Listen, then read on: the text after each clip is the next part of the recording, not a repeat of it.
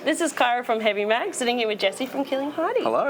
Jesse, how are we? We're good. We just played some songs that we haven't played in 22 or 23 years. Yes. So that was pretty fun. That's what we want to hear. And the rain held out and then just came at the end. So yeah, we're loving it. Yeah, we walked out there before actually and started spitting on us and we got a bit precious about it. Yeah, my hat got a little bit wet, you know. That's gotta keep it in primo condition. Does that mean it's not ye hard anymore? Yeah. I was going to say, it's kind of gone a bit brown. You probably can't see it, but yeah, anyway. That means it's well worn. It was great fun. We loved it. Yeah, it was cool. So, awesome. So you haven't played them in a long time? Yeah, so we've been playing mainly like singles when we play sets, and Excellent. so we played all reflector material, so that was our first album, and some of those songs we haven't played since 2001, 2002. Oh my god. So that is so cool. It's been really fun rehearsing those songs up, and they got a great reaction, and it was really cool. People singing along. Yeah, it was great. You got your sea metalheads bopping along for you. Yeah, we've always had a few heavy songs and a couple of kind of quiet ones too, so people were like both, which is cool. Yeah. Oh, that's awesome. So, starting off, obviously so young and Killing Heidi, is there a time you wish that you could go back and just grab yourself and be like, it's going to be okay, or just do this, like guide yourself another way? Look, I think when we were really super busy in that 2000, 2001, 2002, it was such a whirlwind that, I think if I could give myself advice, it would just be to be more present and kind of soak it up, because I think when you're in that craziness, you think it's going to be forever, and then obviously things change or whatever, and you have quiet times. But look, I think we always had a pretty good light-hearted approach, and we want it to be fun and we want it to be good. So I think there's probably not that much we would want to change from back then, other than probably drink a little bit less, maybe. No, you guys have always had that lightheartedness and fun, and like you watch what you're doing and you can see that you're enjoying what you're doing. So Thanks. Perfect. What was it like being a part of like the OG Big Day Out crew in that era? Like, can you remember much? What was it like? I can remember a bit. First of all, I grew up in northeast Victoria, and so Big Day Out for me was always like this magical, mystical thing that I heard about from my older cousins, because when I was a bit younger, so that they went to before I went to, right? And it was always, like Nirvana era or those Soundgarden playing, and so it just felt like, wow, that would be amazing to go to. And so the first one I ever went to was when we were played it in 1999, so that was a weird induction to it. Wow. But it was such an iconic thing that just to be a part of. When I think back to those shows that we did, we were so excited and so nervous, but we loved it. And I feel like this festival's got a real vibe like that, which has been the first time I've seen something similar for a long time. I love it. Lots of different bands, lots of diversity too, not just the one thing. I think that's something Big Day Out did really well, and Good Things has got a great lineup, which has got some older bands like us and lots of cool new bands, and lots of Aussie guys sprinkled in there, which is fucking awesome to see. So I have to ask, being Korn as the headliner, why didn't you bring the hair back? Well, good question. Come on. You know what? I've still got a bag of dreadlocks somewhere. You're kidding that my mum sort of kept stashed away. But do I have enough to do a whole wig? I don't know. That's fucking probably got enough to do like a mustache, maybe. Oh my god. But, little red one? Yeah. Your mum still has your dreads? Oh no, she gave them to me, so I've got it somewhere. I don't know where they are. They're now a family heirloom. They're pretty disgusting. Yeah. They've been through a lot. They've been through a lot, for sure. Is there ever a healthy rivalry between you and Ella? Yeah, kind of. I think like musically and on the stage, it's very collaborative, and we might ham it up a little bit, but not so much of a rivalry. I think we kind of have a lot of fun together, really. I mean, the rivalry is probably when we're not on stage and we're bitching about like whose turn it is to do something crap that no one wants to do. But musically, we kind of much more, a bit of a team. Yeah. Let's talk about like, who's bringing what to the family Christmas. That's when the competitive kind of edge comes out. I can alpha dog you. Watch. Yeah. Speaking of that, sitting around the Christmas table, what's the memory that comes up often?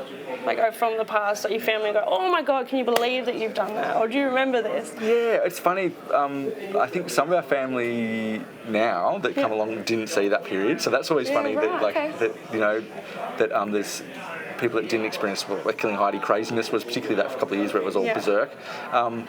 So for me and Ella, I guess it's probably more just reminiscing back when we were just writing songs where there was no commercial success, and it was really just us writing songs up in the country. Like I feel like that's a really nice memory that we share. Cool. Yeah, and it's something that at the time, you know, you maybe take for granted a little bit, and now having time together with her, usually it's really busy, and so we're doing shows or we're like doing interviews or whatever. It's going, that's fun, but to have time where you're just hanging out and there's no outcome, it's just about connecting and playing music. That's pretty special. That is a bit harder to find that time now. Yeah, of course.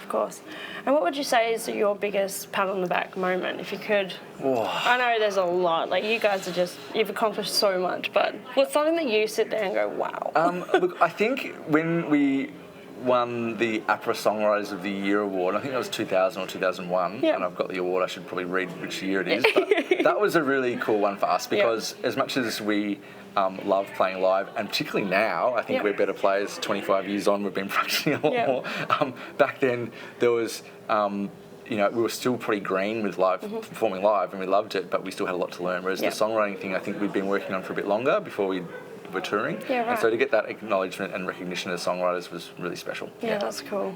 Yeah, that would be. It's like, we are on the right path. Like, we did something amazing together.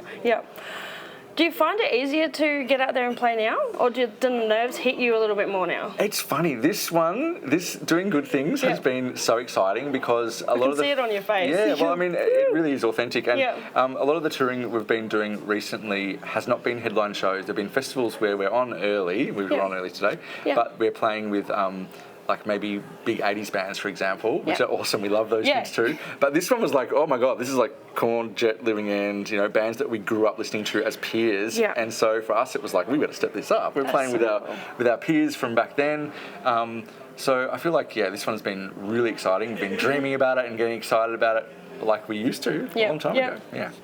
That's cool, because I remember seeing the lineup come out and I'm like, oh my God, Killing Heidi. That's amazing. It's been great to be included in a bit of a different festival from the ones that we've been doing. Particularly since the Reformation, we've kind of been picking sort of fun festivals and doing things. So to get this one was like, oh yes, we're so excited. We are so fucking in. We're back. That's it. What is it like to walk into like a shopping centre or a pub and you hear yourself all the time? I don't think I've turned on the radio in the car without a Killing Heidi song. Or having a schooner at the pub and it's Killing Heidi. Like, does it make you go, oh, or do you still like, I love it. I love it. I still love it. And especially it's funny on the digital stations in the car now, you've got Triple M 90s, Triple M 2000s, and all these other channels, and like they still play Killing Heidi. And Gold 104, we're on classic rock now. What? So we're that old. No. So it's I love it. I always turn it up so my kid can hear it. I'm like, this is me. She's this is your dad, man. I'm cool. I swear. What is something from that golden era that you wish you could pull into today's music or today's music scene, and something that has kind of been lost over the years? Well, it's funny because today there's so many awesome guitar bands that I feel like it's not missing, but I think if I look at some of the more mainstream festivals that don't always feature guitar-driven bands, or even the radio, to be honest, like modern Triple J kind of era radio, current era, I feel like I'm missing that guitar-centered kind of music a little bit. So I think that, you know, being a rock band, we've sort of seen these cycles come and go, so I feel like it's always a bit of a cyclical thing. So I feel like if there's anything, it's probably just having a bit more of that raw sort of band-centered songwriting and sound. I feel like that's something I'm looking forward to coming back in. Cool. Yeah, you're right. It is kind of doing a full circle moment, but I guess in the time that you guys were really huge back in the day, it was really guitar-driven, and it was I don't know, all about raw, authentic music, not so much your laptop and... That's right, I mean, everything has a place, but, it was like your raw music. Yeah, it's, for us, and there's some great examples here today, like there's Jet, there's Living End, there's so many great bands that aren't using backing tracks, there's just bands playing, and I think that's really cool, that's special. That's the fire. In a parallel universe, who is Jesse and what is he doing? There's no Killing Heidi, none of that happened. What is he doing? Is he a cowboy? Is this a sign? Probably. I don't know. I think I still would have left Violet Town, but who knows? I started studying sound production, so I was always curious in music that way. So I'd probably be a stage guy or like doing front of house or something. I reckon probably. Good question. I don't know. You walked in with a hat on. I'm like, perfect. This was because it was meant to be like 35 degrees and super hot to prevent my ginger head from being boiled. I probably didn't need it in the end, but I've got a redhead sister who burns in the rain, so that's the ginger life. That's it.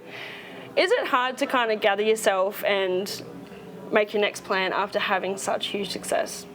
so early on? Like, where do you kind of sit there and go, fuck, we've got to not top that, but where do we go from here? It was tough. I mean, I think because Reflective was so successful, the second and third albums had heaps of airplay, and they were kind of perceived as being successful, and they were in a lot of ways because they got lots of airplay and they opened up lots of touring opportunities. But in comparison, the commercial success wasn't as big for the second two albums. So there was a little bit of that thing of like, oh my god, like, What are we doing?